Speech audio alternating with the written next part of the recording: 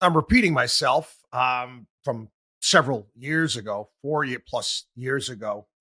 Break up Boeing. It's not the first time I've said this, and why I often have to repeat myself is again, uh, nobody listens. Nobody listens. I know Boeing is not going to be broken up unless it becomes a national issue, a political issue, a campaign issue. Unfortunately, both parties, they both Don Fanucci this thing. This is a wet your beak company for the powers that be in Washington, D.C. And now what we've got, quite frankly, is a national, not just a national, it's a global embarrassment. One thing after another. I want to remind everybody, let's go back to 2020, where we got all sorts of information after the 737 MAX crashes and how Boeing employees were mocking federal rules. And I talked about deceiving regulators and joked about the flaws in the 737 MAX as it was deployed. And one of the people said, "I still haven't been forgiven by God for the covering up I did last year." This is a 2018 message, and there's interactions with the FAA. What was the other one of the lines as well? Is that the plane was designed by clowns. Airplane is designed by clowns who are in turn supervised by monkeys. That was in an email exchange, Boeing employees back from 2017. I would encourage people to take a look. You can Google this, Al Jazeera.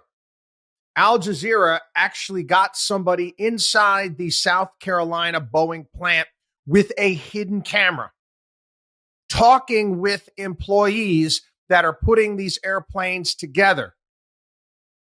And the majority of these employees said that they wouldn't get on one of these planes. They wouldn't put their families on these planes. Not to mention the fact they're talking about the rampant drug use that takes place at the Boeing facility. It's saying things, yeah, we can get great weed here, man. Fantastic weed. Some of the other drugs are doing cocaine and other things. This is happening on an assembly line that's making airplanes in South Carolina. America. Yeah, proud to be an American. Right. This is an American champion company, right? Meanwhile, we've got incident after incident. Another Boeing plane suffered a mid-air fuel leak. We had the tire fall off another one. We had a plane drop from the sky. People get hurt and basically went to the ceilings. They don't know why. It wasn't weather by any stretch of the imagination. One thing after another. United Airlines just told Boeing today to stop making the MAX 10s that the company ordered and just get us the MAX 9s. Airlines, they this is a major issue for this country, major issue for airlines. They need planes. They need planes. What was Southwest yesterday? I think their stock dropped by like 15%. Said, hey, listen, we're going to have to lower our guidance because we're not getting airplanes. We can't increase capacity because we can't get airplanes delivered. Couple this the fact that, gee whiz, you had a Boeing whistleblower that mysterious death in Charleston, South Carolina was in between depositions, as a matter of fact. And all of a sudden he decided to commit suicide and nobody knows why. They said he was in good spirits. Everything was great. I don't know. Did somebody from Boeing call up the Clintons and ask for their cleaning crew? Again, I don't know, but is it fishy? Absolutely. You got to understand what Boeing is. This is why I said the company needs to be broken up many, many, many moons ago. It's not even, for all intents and purposes, not even like a real company. If you want to think, it is so tied into the government. We've talked about regulatory capture, right? It is so tied into the government. 40% of its revenues come from government contracts.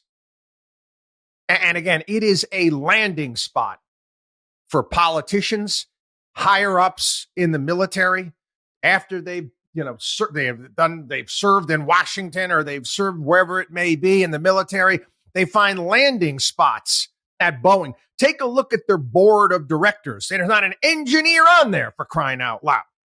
You get former CEOs of insurance companies and accounting firms and all this other crap. You got any sort of aeronautical engineers, anything like that? No. Again, it is right now. It's a disaster. This is the second worst performer so far in the S&P 500 this year. What's down almost 30%. Let's take a look at this, where we're at and what can we do here. First and foremost, again, Boeing is an institution. It's an institution, not a good one.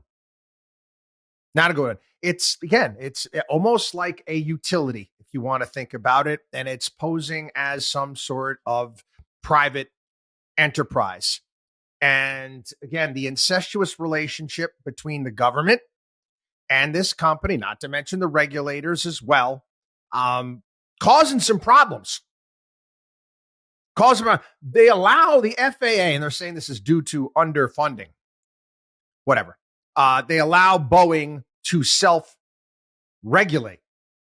The FAA administrator this week was shocked to find that Boeing has failed half of its audits of its production facility. Yeah, this is what Boeing has to say. They're working diligently. It's kind of like Raiders of the Lost Ark. They got top men working on it right now. Based on the FAA audit, our quality stand downs in the recent expert panel report, we continue to implement immediate changes and develop a comprehensive action plan to strengthen safety and quality and build the confidence of our customers and their passengers. We are squarely focused on taking significant demonstrated action with transparency at every turn. Spare me. Okay. Again, this company right now, in essence, is like we've told you for some time, in essence, is too big to fail. It's too big to fail, and that is a problem. There was an article about it, and CNN actually pointed out that the company is actually, they call it a duopoly rather than a monopoly, because who's its competitor? It's Airbus, European rival. But it's not a true competition. Boeing, obviously, its main customers are airlines, and they can't all of a sudden, it's not an easy thing to do and say, hey, you know what? I just want to switch over to Airbus. Pilots are certified in one or the other. So once you make your choice, you're pretty much stuck with it. Now, again, being a Boeing, you're immune to regular market forces like consumer choice that other companies have to contend with to stay in business. And again, because of its size and who it is, you can't get rid of it. So how do you solve the problem? Now, first and foremost, and there was in the CNN article, I cited a professor from University of Pennsylvania. The guy's name was Gad Allen. He said, you got to fire everyone at the top. And I agree.